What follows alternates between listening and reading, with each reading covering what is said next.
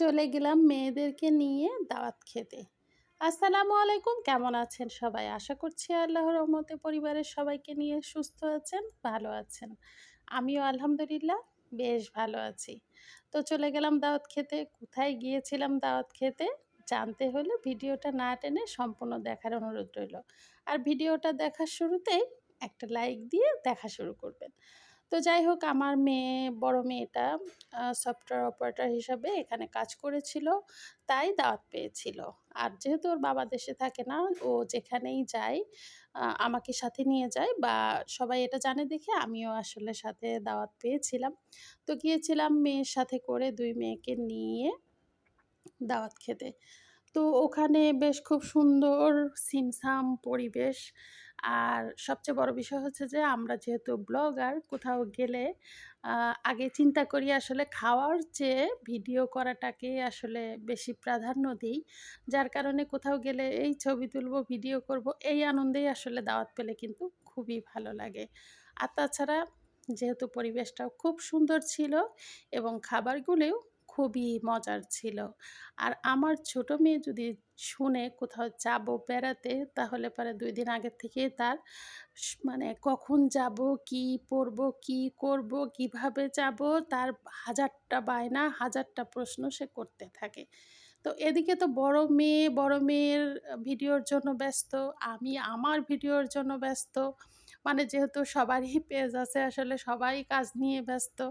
তো এর মধ্যে আবার মাঝে মধ্যে একটু বসে ছোট মেয়েটা মজা করতেছে। আসলে ওইদিন আ যেদিন আমরা দাওয়াত খেতে গিয়েছিলাম, তার আগের দিন ওর বাবা বিদেশ থেকে ছোট মেয়ের জন্য এই ঘড়িটা পাঠিয়েছিল। তো যেহেতু ঘড়িটা যখন পাঠিয়েছে তখন তো বড় ছিল, কাটা হয়নি। তো আমি বললাম যে, "আমার ড্রেসের সাথে একটু ম্যাচিং হয়ে যাচ্ছে, তোমার ঘড়িটা আমাকে আজকে একটু পরতে দাও।" সে তো ১ম এ রাজিই হচ্ছিল না, যে না দিবে না, মানে ছোট মানুষ তো খুশিতে। তারপরে দিল। যাই হোক, আ দিয়েছে পড়তে, তো আমি আবার পড়েছি।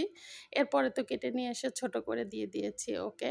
তো আমরা যেহেতু আমি ঘড়ি পরছি, এজন্য ছোট মেয়ে বলতেছে, "আসো আমরা হাত দিয়ে দেখি কার হাত বেশি সুন্দর লাগে।" এভাবে বলে ও একটু আনন্দ করতেছে। তারপরে আমরা বসে এভাবে ভিডিও-টিডিও করলাম, ছবি তুললাম, আনন্দ করলাম।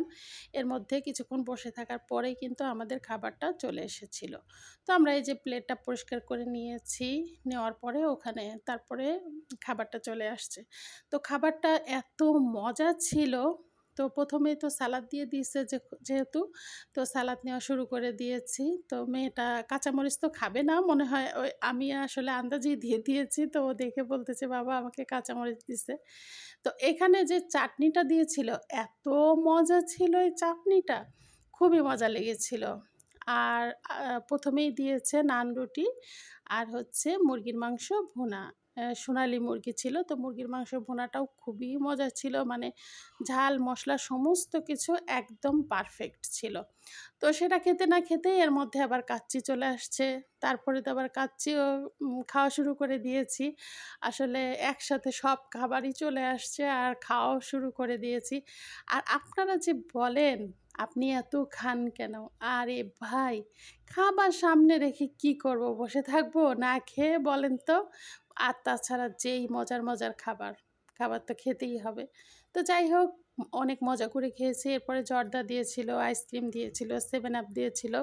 তো সবকিছুই খুব মজা করে খেয়ে তারপর একটু রেস্ট নিয়ে বসে এরপরে বাসায় চলে আসছিলাম। তো এই যে এখানে বসে আমি অবশ্যই একটু ফোনে কথা বলতেছিলাম।